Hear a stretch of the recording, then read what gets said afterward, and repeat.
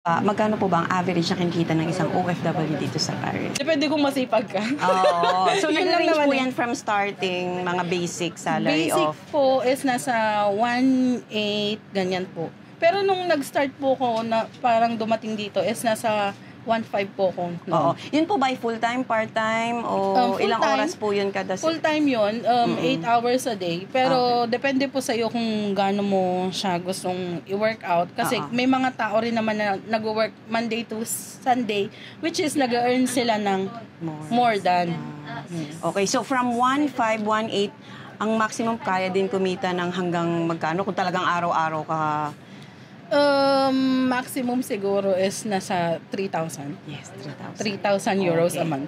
Okay. Kung ganun ka kasipag talaga. Expenses po is nasa 30 to 35% ang napupunta sa bahay, kuryente, expenses. Kasi mahal ang bahay dito sa Paris.